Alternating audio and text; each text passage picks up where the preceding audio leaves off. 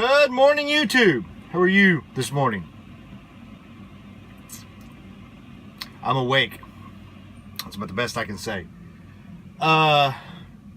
It is about 8:45 Central Time, and I am in Corsicana, Texas, at Lone Star Wheel Works. It's just east of I-45 on Texas 31. Let's see. When I talked to you last, I was in Jackson, Tennessee, at the Flying J, the pilot or Flying J, I don't remember which, and was going to bed after a long day. I got up the next morning and started heading in to Little Rock. I got to Little Rock about 10:45 in the morning. Checked the truck into the shop, went and talked to safety about the bumper and stuff.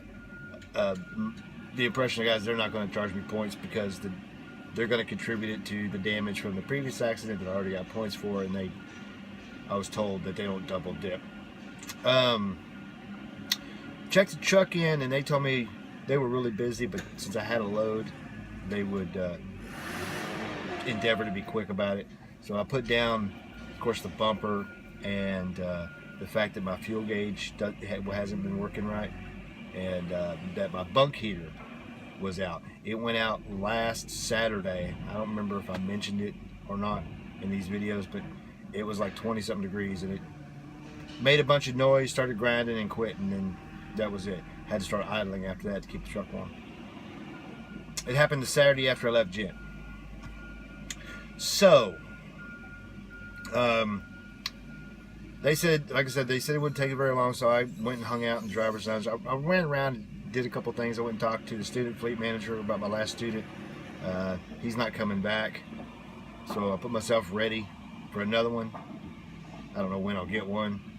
Then I went and talked to the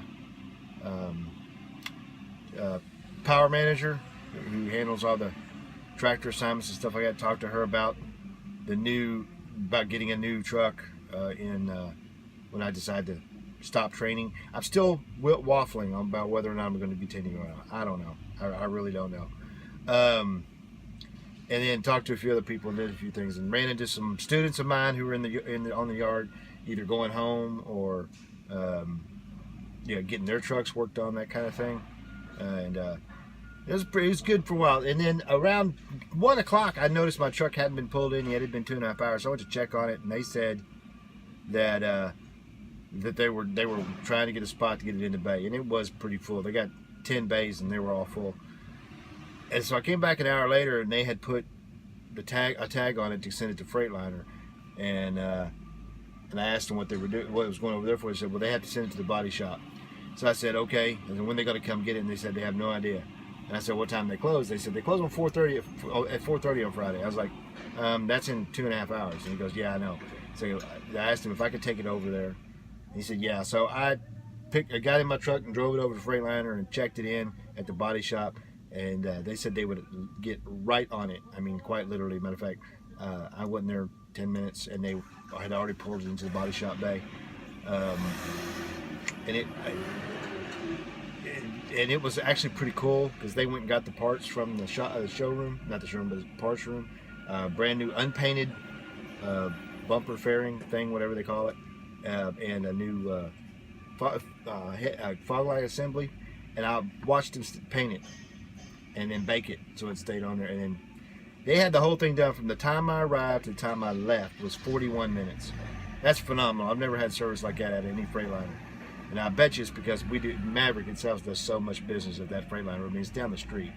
But I didn't just sit there and wait on it. Actually, what I did is the truck that was in there, when they pulled my truck in, they had just pulled out a Maverick truck, and I asked them if it was ready to go, and they said yeah. So I took it back to the yard and then grabbed another truck that was supposed to go to the body shop, and took it over there too. By the time I did that and got back, it was done.